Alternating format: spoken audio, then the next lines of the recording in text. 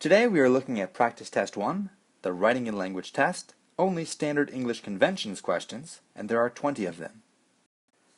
If it is improperly introduced into the environment, acid-way runoff can pollute waterways, depleting the oxygen content of streams and rivers as it decomposes.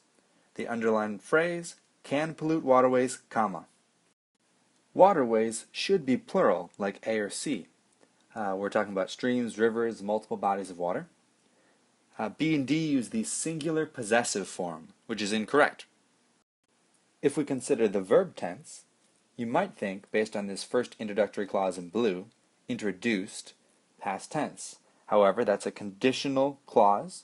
The rest of the sentence, the verbs are depleting and decomposes, which are both in the present tense. Can pollute would be correct, either A or B, where C or D, the past tense, would not. Putting both of those together, that gives us A. Yogurt manufacturers, food scientists, and government officials are also working together to develop additional solutions for reusing whey. Underline section, scientists, semicolon, and. Manufacturers, scientists, and officials are items in a series. The correct way to set them apart is with commas.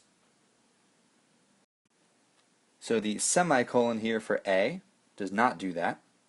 The colon also fails to recognize we're looking at items in a series. And the problem with D is that we don't need an extra comma after and.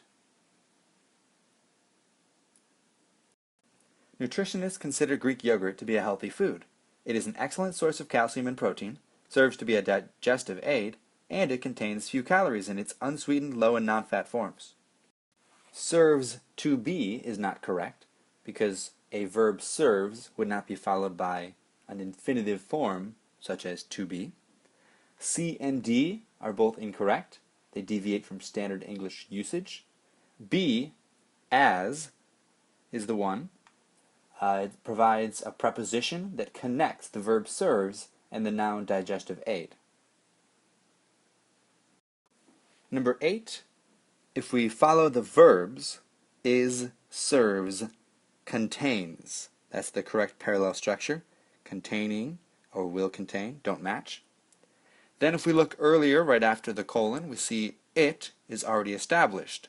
So a second it would be redundant. That leaves us with C, contains. 11, because consumers reap the nutritional benefits of Greek yogurt and support those who make and sell it, therefore farmers and businesses should continue finding safe and effective methods of producing the food. There's a because at the beginning of this sentence that makes therefore or so redundant and unnecessary. Choice D breaks a usage rule of a colon. Everything in front of the colon must be an independent clause, and if you read, because consumers reap the nutritional benefits of Greek yogurt and support those who make and sell it, there's not an independent clause there. That leaves us with B.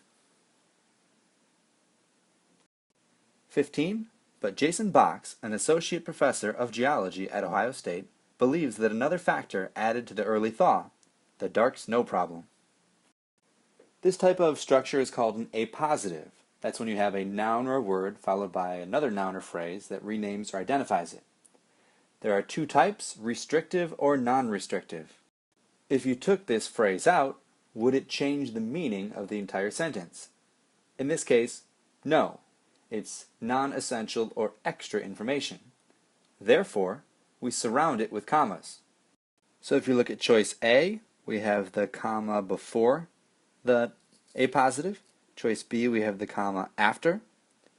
Choice D, we have two commas, but this second one is in the wrong place. It should not be after geology. C is the best answer. For number 16, thaw, semicolon. Well, that is incorrect because everything that comes after the semicolon is not a complete sentence. It's missing a verb. That rules out A. For B, it is unnecessarily wordy, and it was. Choice D is incorrect because being is unnecessary and creates an incoherent clause. C was the best choice. The colon here signals that the other factor that contributed to the early thaw is about to be provided. 17. According to Box, a leading Greenland expert, Tundra fires in 2012 from as far away as North America produced great amounts of soot. Some of it drifted over Greenland in giant plumes of smoke and then fell as particles onto the ice sheet. So I wrote out, beware of comma splice. We have two independent clauses that are joined by this comma. Choices A, B, and D all create comma splices. C is the only one that creates a subordinating conjunction using the word which, and has the correct preposition of. For 18, the verb fell is the best answer because the verb tense is consistent with produced or drifted earlier in the sentence. Falls or will fall or had fallen do not match that parallel structure. 19. Scientists have long known that soot particles facilitate melting by darkening snow and ice, limiting its ability to reflect the sun's rays. We have to ask ourselves two questions. Should I choose a pronoun that is singular or a pronoun that is plural? And should my pronoun be possessive?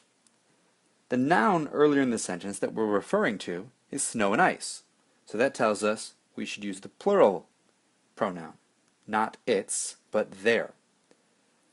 The ability to reflect the sun's rays belongs to the snow and ice. Let's use the possessive form.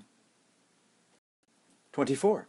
Having become frustrated trying to solve difficult problems, no colleagues were nearby to share ideas. This first phrase, having become frustrated trying to solve difficult problems, is functioning as an adjective. However, A, B, and C don't have anything to modify, for it to modify. It doesn't refer to no colleagues, or ideas. This is called a dangling modifier. D is correct because it modifies I, the writer. 25. It was during this time that I read an article into co-working spaces. Choices A, C, and D are incorrect because each provides a preposition that deviates from correct usage. One might read an article about co-working spaces, but not an article into, upon, or for co-working spaces. 26. The article, published by Forbes magazine, explained that co-working spaces are designated locations that, for a fee, individuals can use to conduct their work. The spaces are usually stocked with standard office equipment, such as photocopiers, printers, and fax machines. This last phrase is an appositive referring back to standard office equipment. If we took it out of the sentence, though, it would not significantly change the meaning of the sentence. Therefore, it's a non-restrictive clause, and we would set it apart by commas. Since we are at the end of the sentence here, only one comma is needed to separate it from the main independent clause. So D, which has another comma, is wrong, such as already indicates we're introducing a list, and C is missing the comma. That leaves A. 30. The article goes on to suggest that the most valuable resources provided by co-working spaces are actually the people whom use them. So both whom versus who and use, whether it should be in the singular or plural form, are decided by the noun, which is people.